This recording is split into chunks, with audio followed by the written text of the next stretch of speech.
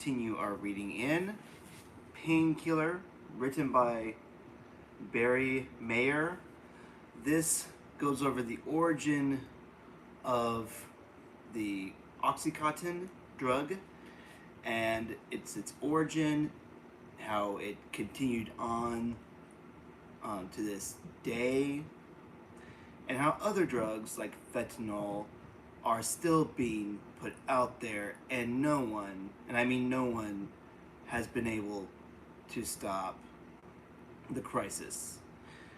If you are on any kind of drug, whether it's heroin, fentanyl, oxycontin, I encourage you to listen to what happens if you continue on this path. It's not only dangerous, it's unhealthy for you. It's gonna hurt you in the long run. You may not feel pain now, but in this case, your pain is only gonna get worse. Because the more you take, the more pain you're gonna inflict on yourself. So please, if you know someone that's taking any of these drugs, or if you know, or if you are taking it yourself, I encourage you all to please pick up this book at Barnes & Noble, read it. There is a Netflix series out there as well. So I'm going to be reading this now, but if you guys are struggling, please feel free to watch these videos, because like I said, this gives you the backstory of Oxycontin, but this is a perfect example why this is a perfect example of what happens when drugs become in reach of people that are addicted, and the dangers of taking drugs like Oxycontin. There are lots of deaths that take place when you take drugs like fentanyl. So please,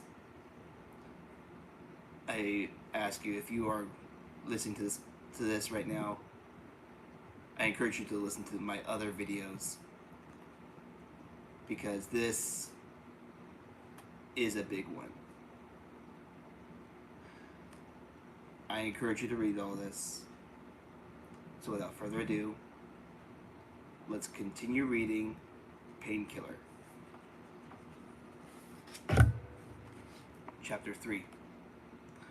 4 decades before Raymond Sackler pinned his hopes on Oxycontin, his oldest brother, Dr. Arthur M. Sackler, sat before a panel of U.S. senators. They had called him to testify during a 1962 hearing investigating the promotion of pharmaceuticals with misleading claims and tactics. Today, drug companies advertise and market prescription medications directly to doctors as a matter of course. But in 1962, the pharmaceutical industry had only recently adopted this strategy, and critics were concerned that it would lead to deceptive promotions and corrupted medicine.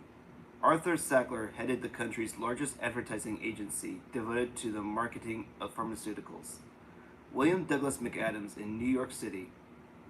That agency was only the most visible symbol of Sackler's dominance of the promotional end of the drug industry. His web of business interests was so vast and complex that details about its full extent would emerge only after his death. Arthur Sackler was a complex person of extraordinary will and determination.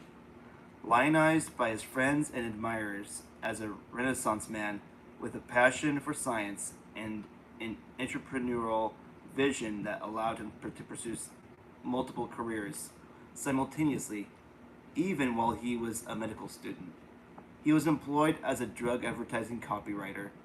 He was later served as the head of major psychiatric research institute while working as a pharmaceutical marketing executive. Starting in the 1940s, Sackler created a sprawling drug industry. encompassing every aspect of the way drugs were made, marketed, advertised, and sold. While his advertising agency created promotional campaigns for prescription drugs, Sackler consulted with some of the world's biggest drug companies, helping them define the medical conditions for which their medications would be marketed as cures. He also controlled the chain of scientific journals that carried research articles about new drugs and provided favorable reports about those produced by his advertising clients. A biweekly newspaper he owned, the Medical Tribune, was distributed free to 168,000 doctors nationwide, and its views often echoed those of the drug makers that advertised in it. Sackler also created less obvious, though less effective, outlets for his clients to reach doctors and the ultimate consumers of drugs, patients. Sackler presided over the birth of the infomercial, a means of pharmaceutical promotion that would become ubiquitous. In the 1960s, various firms he controlled created and distributed free articles to newspapers and other publications that were really marketing plugs for products sold by his drug company clients. Purdue would later use the strategy in an effort to boost Oxycontin sales, distributing surveys, quote unquote, to spotlight the inadequate treatment of pain. In his 1962 Senate appearance, Arthur Sackler faced hostile questioning from a formidable adversary, the legendary Senator Estes Kefauver, the Tennessee Democrat. That same year, Kefauver had sounded one of the first public alarms about thalidomide, a tranquilizer that caused birth defects, and he was a leading critic of how the pharmaceutical industry tested and marketed drugs. While questioning Sackler, Kefauver asked him about his ties to a small public relations company called Medical and Science Communications Associates, a firm that distributed promotional news articles. Sackler acknowledged to the senators that William Douglas McAdams worked with Medical and Science Communications, but he adamantly denied that he had any influence over the public relations firm's activities, even though it happened to be located at the same Lexington Avenue address in New York as his ad agency. I never had any stock in medical and science communications, and I was never an officer, Sackler avowed. Strictly speaking, his sworn testimony was accurate. The corporate paperwork for medical and science communications did not list him as either a company officer or a shareholder, but in fact the company's sole shareholder was Elsie Sackler, Arthur's ex-wife, and the first of 3 women he would marry. It was common practice for Arthur Sackler to put the names of his wives, his children, or business associates on corporate documents to shield his own involvement. Sackler walked away unscathed from the Senate hearing, his reputation unblemished. He had handled himself confidently, referring frequently to his extensive medical credentials, his directorship of a research facility, his publication of 60 scientific papers, his memberships in prestigious organizations, as proof that the advertisements created by his agency were based on science, not hyperbole. While quietly displaying his contempt for bureaucrats and lawmakers, he had managed to keep the details of his business dealings private. Like the marketing genius he was, Arthur Sackler had created an illusion and then disappeared. All 3 Sackler brothers, who founded Purdue, preferred to operate in secrecy, but this was especially true of Arthur, the undisputed head of the family. He lived by one guiding star and played by one set of rules, his own. Whatever the names on corporate documents or letterheads, Arthur controlled everything in his realm. Even at times his behaviors, his brothers, Mortimer and Raymond. In my mind, it was all Arthur, a top executive at William Douglas McAdams told a lawyer after Sackler's death. to explain the business ties between him and his brothers. I guess legally you had to break it out into different, quote, affiliated companies, and these are the legal entities. But actually, to me, the whole thing was Arthur. Sackler spent the last years of his life using the massive fortune he had earned to acquire world renowned collections of Asian antiquities, European bronzes, and exquisite Majolica ceramics. He counted Linus Pauling, the Nobel Prize winning chemist, among his friends.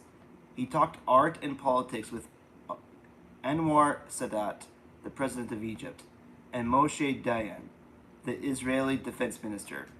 He socialized with some of the cultural icons of his day, such as the painter Marc Chagall, the sculptor Isamu Noguchi, and the opera singer Richard Tucker. Today, the Sackler name adorns museums, medical schools, and other institutions worldwide. Along with his younger brothers, Arthur Sackler financed the construction of the Sackler Wing at the Metropolitan Museum of Art in New York City. A striking glass curtained edition, it houses treasures from the age of the Egyptian pharaohs, most notably the Temple of Dendur, a large stone shrine supported by two columns that was transported to New York and rebuilt inside the Sackler Wing. There is the Arthur M. Sackler Gallery at the Smithsonian Institute in Washington, D.C., the Arthur M. Sackler Museum at Harvard University, Massachusetts, and the Arthur M. Sackler Museum of Art and Archaeology at Peking University in China. His giving gained Sackler entry to a tier of society far above his humble origins. The son of Jewish immigrants from Eastern Europe, he was born and grew up in the Flatbush section of Brooklyn, New York, then a working class neighborhood. His father's business failed during the Depression, and he later opened a small grocery store to help his family financially. Arthur sold ads for local newspapers and other publications. He graduated from New York University in 1933 and went on to get his medical degree from the same school. From the beginning, he comfortably juggled different careers. In 1944, he became both president of William Douglas McAdams and a psychiatric resident of Creedmoor State Hospital in Queens, New York. Even as his advertising business flourished, Arthur rose through the ranks at Creedmoor, a hospital for the mentally ill, and eventually became director of a research center there called the Institute for Psychobiological Studies. By the 1950s, Sackler was already wealthy enough from his drug advertising business to subsidize the institute where he worked. If not for the financial lures of a business career, Arthur Sackler might have gone on to be a prominent research scientist. He played a role in early efforts to understand the chemistry of mental illness. In the early 1950s, he and associates had Creedmoor published numerous papers that suggested the blood chemistry of schizophrenics was different from that of emotionally healthy people. They attempted to develop blood tests to screen for serious mental illness as well. Sackler was also the godfather of the modern-day drug advertising industry, inventing or refining many of the marketing and promotional techniques still used decades later by pharmaceutical producers. At one time, drug companies didn't directly advertise prescription drugs to doctors, and certainly not in medical publications. But Arthur Sackler changed all that, transforming both the pharmaceutical industry and the practice of medicine in the process. After World War II, when Sackler's advertising career took off, the pharmaceutical industry was going through a transformation. Drug makers started to greatly expand the types of medications they produced while shortening the lifespan of each drug they manufactured in order to make way for new or improved versions. It was the era of the wonder drug, as waves of new antibiotics, tranquilizers, psychotropic drugs, and other medications appeared, each offering the hope that it could cure a previously untreatable illness. Historically, drug company sales reps were the ones who introduced physicians to a new medication. But in 1952, Arthur Sackler engineered the insertion of a multi page color advertisement in the Journal of the American Medical Association, JAMA, one of the nation's leading medical journals, promoting a new antibiotic sold by Pfizer Laboratories. It was the first time a drug advertisement had appeared in a major journal, and it heralded an era of increasing financial entanglements between drug companies and doctors. Arthur Sackler believed that the advertising, marketing, and promotion of drugs displayed a vital role in keeping physicians aware of the rapidly changing landscape of medications available to them. In a 1950s interview, he remarked that only about 20% of the money pharmaceutical makers directed toward drug advertising was spent on direct brand promotion. Instead, the vast bulk of such funds, he explained, was used for education of physicians. The bulk of money being spent on advertising is primarily for informational and educational uses, he was quoted as saying. The term advertising budget is therefore a misnomer.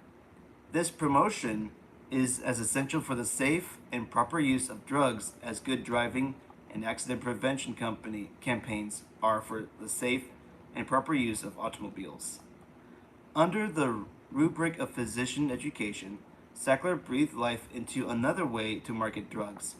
Inspired by Sackler's example, virtually every pharmaceutical company had begun to sponsor so-called continuing medical education courses for health professionals, or CMEs. These were hour-long talks about medical issues that also served as vehicles to pitch or promote new pharmaceuticals. Decades later, Purdue would spend a small fortune underwriting CMEs about the inadequate treatment of pain and the need for doctors to address it more aggressively by using long-acting narcotics like Oxycontin. Arthur Sackler not only created new ways to market drugs, he helped create a new chapter in American life. The emergence of the pill as a quick fix. The feel-good tranquilizers of the 1960s, Librium and Valium, were immortalized in Jacqueline Suzanne's novel Valley of the Dolls and the Rolling Stones' hit song Mother's Little Helper. It was Arthur Sackler's marketing genius that turned Librium and Valium into staples into medicine chests and nightstands throughout the United States, two of the greatest promotional successes of their era. Pharmacologically, Librium and Valium belong to the same class of drugs, known as benzodiazepines. Both drugs work similarly to calm a patient's nerves and were also potentially addicting. But Arthur, working as a consultant to the drug's producer, Hoffmann Le Roche of Switzerland, skillfully promoted them as though they were two entirely different medications. Doctors could then prescribe them for different problems, and the two products would not cannibalize each other's sales. He positioned Librium, which was launched first, as a treatment for anxiety, while promoting Valium for a separate set of mental concerns and preoccupations that he called psychic tension. Using that battle plan, Roche Labs, Hoffmann La Roche's subsidiary in the States, promoted its twin tranquilizers, spending between $150 million and $200 million, numbers unheard of in the pharmaceutical industry. As John Peckinpah described it in his 1973 book, The American Connection, the money was used to unleash an unprecedented marketing campaign for Librium and Valium, aimed at both doctors and the public. Peckinpah wrote, "The whole drug industry campaign for mood drugs in the 1960s was to broaden to absurd limits the definition of illness to include every upset, every disappointment, and every vague problem encountered in day-to-day living. Each was a ripe candidate for drug taking. If the facts in these ads were not untruths, then their implications often were. Roche Labs pushed its tranquilizer twins for a variety of illnesses, although they were careful never to urge the use of Librium and Valium for treatment of the same problem. But the cumulative effect of the advertising in medical journals was to cover every encountered in a doctor's office. Tension, anxiety, muscle spasms, even something called the intervals, described as that worrisome time when one wonders about some dark possibility in the future. Rapid pulse, faintness, breathlessness, missed periods, hot flashes, fear, and depression were all apt candidates for either tranquilizers, stimulants, depressants, or antidepressants, or all of those. There was a chemical solution for everything. Arthur Sackler, already a rich man, made an emperor's fortune from Librium and Valium. Under the terms of his agreement with Hoffmann La Roche, he received bonus payments based on the volume of pills sold. The Swiss drug maker, grateful to Sackler for the drug's success, provided him with millions of dollars in interest-free loans as advances against future advertising work. Money that he quickly invested to make yet another fortune in the stock market. While many saw Arthur Sackler's career as the rise of a self-made man, others viewed him as a relentless and sometimes ruthless competitor who hid his pursuit of profit behind a veil of science. In transforming the drug advertising industry, he also helped pioneer some of its most controversial and troubling practices: the showering of favors on doctors, the lavish spending on consultants and experts ready to back a drug maker's claims, the funding of supposedly independent medical interest groups, the creation of publications to serve as industry mouthpieces, and the outright expropriation of scientific research for marketing purposes.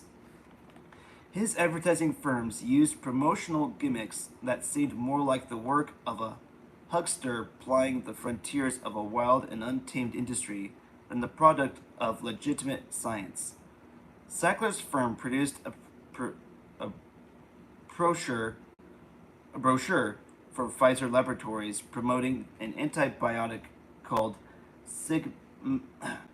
sigmamicin that depicted the supposed business cards of several physicians in various cities as though they were testimonials to the drug's effectiveness. The cards showed each physician's address, telephone number, and office hours. But when a curious journalist tried to contact doctors cited in the ad, he found they didn't exist.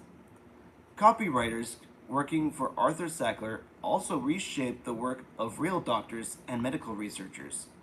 In the 1950s, an ad announcing the discovery of a happy baby vitamin appeared in a free weekly newsletter produced by William Douglas McAdams and distributed to doctors on behalf of the Upjohn Company, a major drug maker.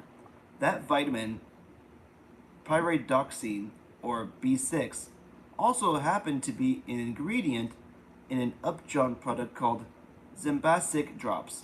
The advertisement, which depicted a sleep-deprived father holding an infant, read, "The wakeful baby who turns father into a floor walker may simply lack B6. Infant's formula and mother's milk frequently fail to provide sufficient amounts of this happy baby vitamin. That's why basic baby supplementation calls for Zbasic, the formula with all four A, D, and C plus B6. In 1958, Dr. Charles B. May, the editor of Pediatrics, the medical journal of the American Academy of Pediatrics, decided to investigate. Alarmed by the sudden bevy of infant supplements containing B6, he contacted several scientists to determine whether Upjohn and other drug makers were advertising their research properly. "I would appreciate your You're letting me know if you believe your work had been properly exploited by those who urge its universal use as a supplement to the infant's diet. May wrote in July of 1958 to those researchers. Their reaction was a uniform no. One of them, Alred E. Hansen of the University of Texas, replied that his work on the effect of B6 on colicky babies was so preliminary and inconclusive that he had dropped it. Never by any stretch of the imagination have we inferred that there is such a thing as a happy baby vitamin. Dr. Hansen wrote. He and the other scientists all said that no one from Arthur Sackler's firm or Upjohn had informed them that their research was being cited in product promotions. More than 4 decades later, Dr. Herschel Jick of the Boston Collaborative Drug Surveillance Program would find himself in much the same situation with Oxycontin.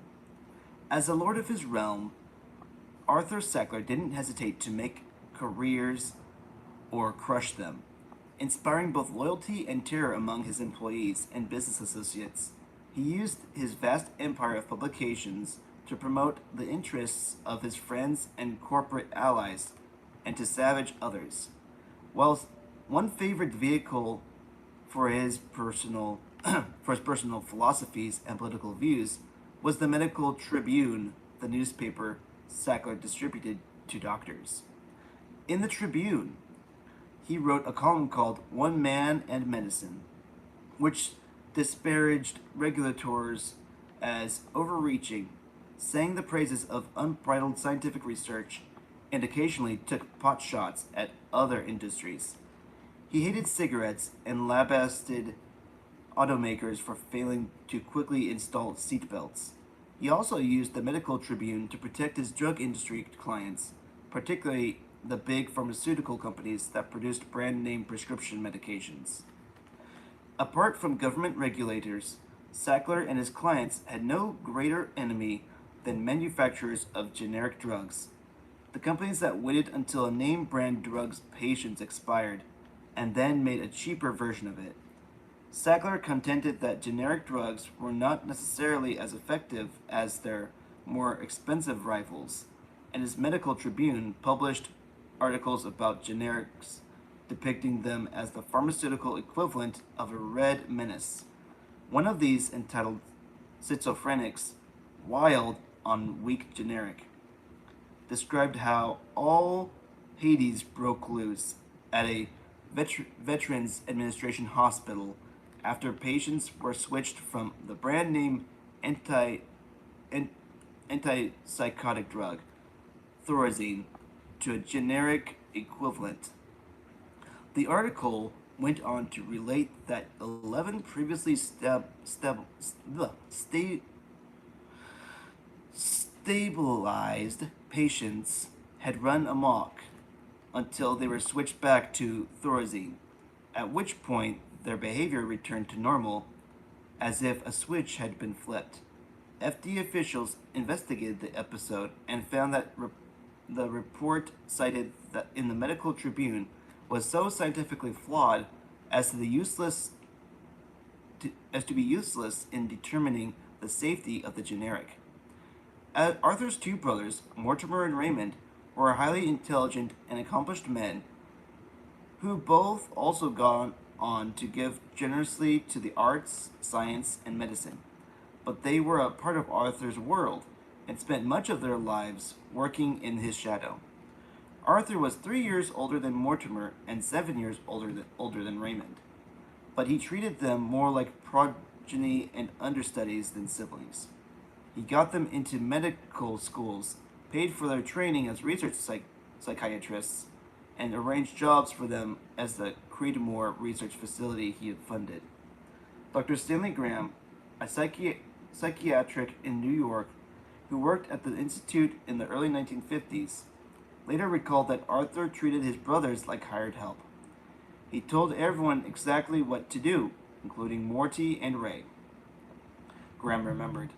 When Mortimer and Raymond were fired from Creedmoor in 1953 after refusing to sign a McCarthy era loyalty oath, Arthur stepped in and found his brothers new work. He set them up in the business of making drugs. For years, Arthur Sackler had watched his pharmaceutical advertising clients grow rich manufacturing products for pennies and selling them at huge markups. Sackler wanted a piece of this business, but he couldn't compete with his advertising clients, so he did the next best thing. He financed the purchase of a drug company and let his brothers run it. It was called the Purdue Frederick Company, located on Christopher Street in New York's Greenwich Village. It had roots stretching back to 1892, an era of feel-good elixirs and patent medicines that owed their revitalizing or curative powers to opiates, alcohol, or a combination of the two. Founded by Dr. John Purdue Gray and George Frederick Brigham, Purdue Frederick made a cure-all called Gray's Glycerine Tonic Compound, which contained a generous serving of sherry and was one of the company's biggest sellers for several decades. An advertising card sent to physicians in 1937 read, "When spring comes, Gray's Glycerine Tonic Comp should be a suggestion to your patient tired from the winter ills. Prescribe this dependable tonic which has stood the test of time for over 45 years." When the Sacklers acquired the company in 1952, it had annual revenues of only $22,000. Purdue's first products under Sackler family management did not suggest it would one day produce powerful painkillers like Oxycontin. In 1955, Purdue started selling a brand of laxatives under the name Sinocot, and 3 years later added prescription earwax remover Cerumenex to its product line. Both were successful and are still sold by the company. On the basis of his experience in the pharmaceutical industry, Arthur Sackler, who likely had a role in acquiring Sinocot and Cerumenex, knew that a small, privately held operation such as Purdue would prosper only if it found opportunities or created niches unclaimed by big manufacturers. Decades later, this idea led his brothers to see opportunity in another overlooked area, a treatment of pain. In the 1950s, Purdue Frederick was only one of several drug-related businesses run by Mortimer and Raymond Sackler. They also owned the Glutavite Corporation, which sold a product called I-1-glutavite. Medical Tribune advertisements depicted aging men and women and described 1-glutavite as a metabolic cerebral tonic capable of revitalizing confused minds. Despite its quasi-medical name, 1-glutavite was a throwback to the era of patient medicines. Excuse me. It was nothing more than a mixture of monosodium glutamate, the meat tenderizer known as MSG, and vitamin B.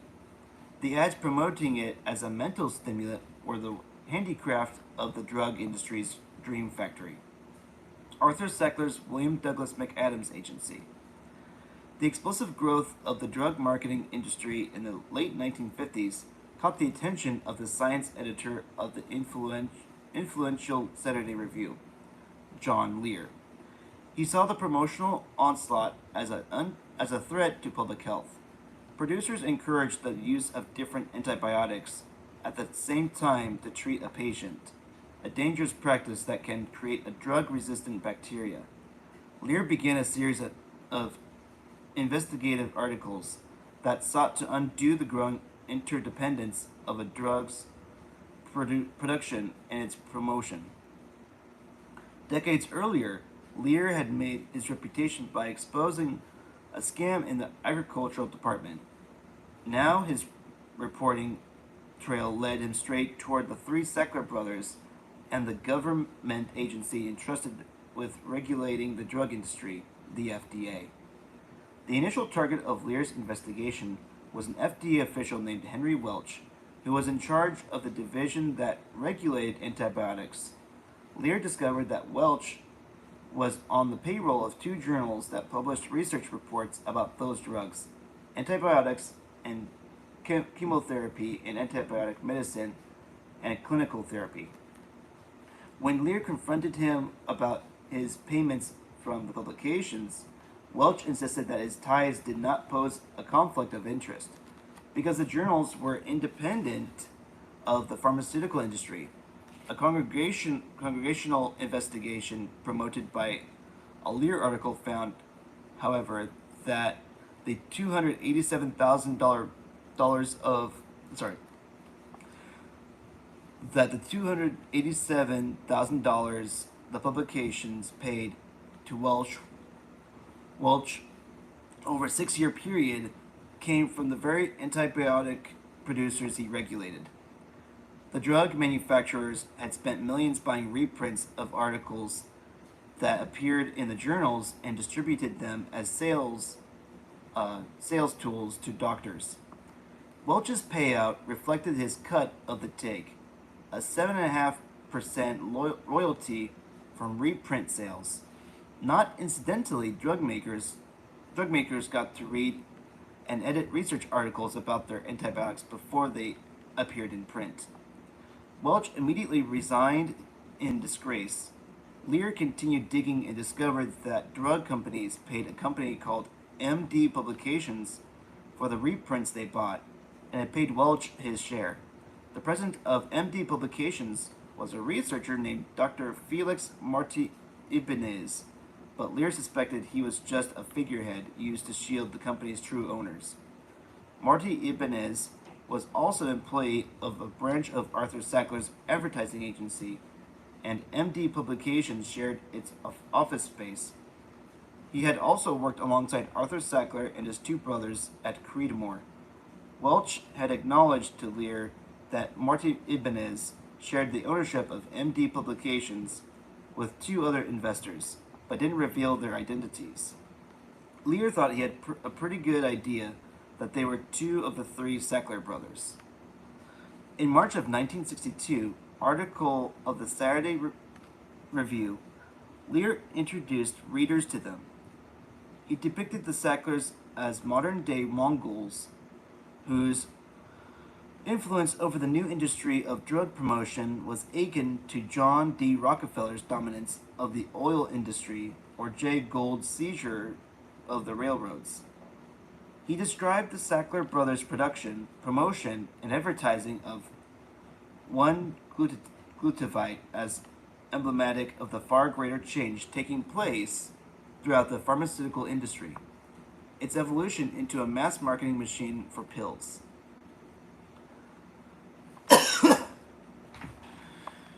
The spectacle of three psychiatrists, members of a profession looked to with almost awesome respect for guidance in mental illness,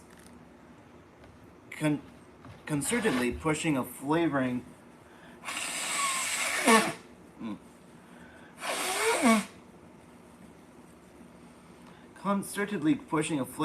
extract mixed with vitamins as a means of arresting the pitiable deterioration of aging minds is a painful experience, but the 1-glutathione episode has significance beyond the compass of psychiatry. It illustrates the machine-like disregard of individuality in which the once precise art of prescription drug administration has descended in America. The combined resources of the three Sackler brothers for this type of integrated drug marketing were not exhausted in the promotion of 1-glutathione. The brothers cover every aspect of prescription medicine. They have succeeded in carrying out their operation despite opposition within the medical profession. Whatever opposition they may have encountered within the drug industry itself has not been effective. Then he made his case for the connection between Henry Welch, MD Publications, and the Sacklers. He tried to piece together a tangled business trail, one made more impenetrable, uh, yeah, because the companies involved were private and so didn't have to disclose their true ownership. Names involved with the Sacklers kept popping up, including that of a lawyer and an accountant who had done work for Arthur. Lear noted that a news agency owned by Arthur was the first to announce in 1951 that Welch would edit a new journal called Antibiotics and Chemistry. He also discovered that Mortimer Sackler sat on the editorial board of another antibiotics related publication, whose research articles had been cited in the ad created by William Douglas McAdams for the antibiotic sigmamycin, the same ad that featured the business cards for doctors who didn't exist. Welch had cited sigmamycin as an FDA official. He heralded the dawn of a new era of increased antibiotics use. The Sacklers never spoke to Lear, and he was unable to find the final link tying them to MD Publications. The thicket of corporate paperwork and tangled business dealings surrounding MD Publications was just too dense to penetrate. If Lear had proved his case, the carefully constructed world of Arthur Sackler might have tumbled down in 1962. As it was, Arthur and his brothers soon left John Lear behind. By the 1970s, Purdue Frederick, though still small, was a very profitable business and had made Mortimer and Raymond Sackler extremely wealthy. Purdue hit a home run when, in 1966, it acquired a line of antiseptic products sold under the brand name Betadine, one of which was the orange-colored disinfectant hospitals used to scrub down patients prior to surgery. For Purdue, it was an ideal product with its low production costs and high profit margins. In 1969, Betadine even enjoyed a fleeting moment of fame when astronaut Neil Armstrong used the solution to decontaminate the Apollo landing module after his historic moonwalk. The Sacklers' business operations had expanded overseas by the 1970s, and Mortimer and Raymond Sackler were living on different sides of the Atlantic.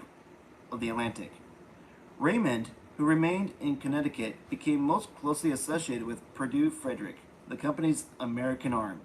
Mortimer was principally responsible for the family's European operations, including a British company called Knapp Pharmaceuticals, essentially Purdue's English counterpart. Over time, the Sacklers would develop ties to pharmaceutical companies in Australia, Canada, Germany, and Japan. But it was Knapp's acquisition of a Scottish drug producer, Bard Laboratories, that set the stage for the Sacklers' involvement in pain treatment. Bard researchers had developed a sustained-release technology suitable for morphine. In 1980, Knapp began to sell sustained-release morphine in England under the brand name MST. 4 years later, after more rigorous testing required by the FDA, Purdue Frederick put the same drug on the market in the United States as MS Cotton, the morphine-based predecessor to Oxycontin. By that time, Mortimer and Raymond Sackler were 68 and 64 years old, respectively. They would remain lifelong business partners, though by all accounts the two men had vastly different personalities and lifestyles. According to one mutual acquaintance, they sometimes clashed and during Purdue board meetings sat separated from each other by lawyers. Acquaintances frequently described Raymond as quiet and retiring. Mortimer was outgoing and loved the swirl of high society. He, like his older brother Arthur, married 3 times, twice to far younger women. Unlike Arthur, who was known even to his friends as a tightwad, Mortimer owned palatial homes in London, the English countryside, the French Riviera town of Cape d'Antibes, and an Austrian resort village in the Alps. During summer days on the Riviera, guests regularly arrived in the late some afternoon to join Mortimer for backgammon on the villa's rear patio. A tennis coach was on staff to give lessons to the Sacklers and their guests. In winter, the action moved to the Alps, where Mortimer hired skiing instructors. He lavished expensive gifts on his wives. In his second wife's vast collection of jewelry were two sets of Bulgari earrings valued at $480,000. Just see really quick. Yeah, perfect. Okay. Mortimer's generosity extended beyond his wives and guests. Although with his brother Raymond, he was a major donor to British art museums, including the British Museum, the Ashmolean Museum, the Serpentine Gallery, and other scientific and medical institutions. The Sackler brothers also gave large sums to various institutions in this country, including Guggenheim Museum, the American Museum of Natural History, and the Smithsonian. Mortimer Sackler might have had motives for residing in Europe beyond living the good life. During a bitter divorce battle, his second wife, Gertrude, or Jerry, as she was known, suggested in court papers that Mortimer's decision to leave the United States was driven by his decision to avoid paying taxes. Those papers stated, Mortimer D. Sackler, who was born in Brooklyn, New York, renounced his American citizenship in the year 1974 and became a citizen of Austria and a resident of various countries in Europe. This was admittedly done by him to avoid paying United States taxes on his income in the United States as well as abroad. Years later, Jerry Sackler changed her story and said her former husband also felt a strong emotional tie to Austria because his parents had lived in Eastern Europe before immigrating to the United States. Whatever the reason, Arthur was apparently furious that his brother had given up U.S. citizenship. By the time OxyContin went to the market in the mid-1990s, Mortimer had long been married to his third wife and spent most of the year living in London. He traveled to the United States only occasionally to attend Purdue board meetings or art world events. Arthur Sackler died in 1987. His memorial tribute was held at the Temple of Dandure at the Metropolitan Museum of Art. He was a truly good person, a fine, splendid, noble human being with absolute integrity. His third wife, Jillian, said at the service he never had a small, devious, or petty thought. During his later years, Sackler had sought to conquer the art world with the same determination that marked his business career. While making major donations to the Metropolitan Museum of Art, for instance, he used a museum storage room as a personal warehouse for his ever-growing collection of antiquities. Though he was a formidable collector, Arthur Sackler's quest for recognition as a cultural mandarin was never successful. One auction house executive expressed his general opinion about Arthur by saying, shortly after his death, that he had the charm of the dollar sign. Arthur Sackler had spent his life keeping the family business dealings well hidden, and he expected no doubt that those secrets would follow him to the grave.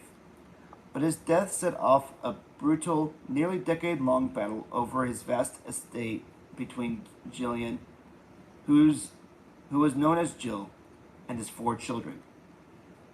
While his estate was valued in legal papers at $140 million, one of his former financial advisors estimated its worth as many times that amount. As Arthur's heirs fought over the spoils, some of the Sackler brothers' best-kept secrets, including their hidden business ventures, finally spilled out in court papers and into public view. Arthur Sackler, for example, had long portrayed himself as a fierce competitor of Ludwig W. Rolovich, who ran the other dominant drug advertising agency of the 1950s and 1960s. But court papers showed that the three Sackler brothers and Froelich were collaborators and partners. In a memo, Arthur Sackler wrote in 1973.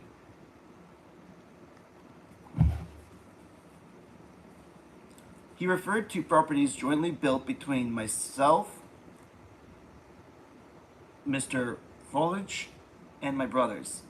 Among these ventures was IMS Health, a prescription tracking company that pharmaceutical companies use to learn about the drugs a doctor is prescribing, so that sales reps can tailor their pitches. Decades later, Purdue would use IMS data to identify doctors who were writing large volumes of Oxycontin prescriptions or were likely to do so. As far as the public knew, Froelich was the owner and head of IMS, but Arthur Sackler's children and lawyer claimed that the idea for IMS came from him, and that his brothers, Mortimer and Raymond, were also partners in the business. At a meeting of the trustees of his estate, Arthur's lawyer and longtime confidant, Michael Sonnerich, explained that under the four-way agreement, Arthur gave away his rights to IMS, but his understanding with Froelich was that if he ever sold it, he was entitled to 1/4. At the same trustees meeting, Arthur's daughter Elizabeth railed at her uncles for cutting her father out of the money due him from IMS when the company went public. Dad came up with the idea for IMS, and on a handshake with Bill Froelich, Bill was given the go-ahead, she said according to the minutes of that meeting. I don't know a lot of the intermediary steps that happened, but I know that when Froelich died, Raymond and Morty made out like bandits when the stock went public. As I understood it, Dad received nothing. Jill Sackler also claimed that Raymond and Mortimer had helped themselves to profits from Purdue Frederick that should have gone to their other older brother. There was supposed to be a three-way agreement with Purdue Frederick, and they have taken gigantic sums out of that. She told Sonnerich during another trustees meeting, it fell to the lawyer to untangible a lifetime of business dealings between Arthur Sackler and his brothers. Long before the battle between Arthur's children and Jill Sackler was settled, a deal was struck under the Mortimer and Raymond agreed to pay the estate $22,353,750 for their brother's 1/3 stake in Purdue.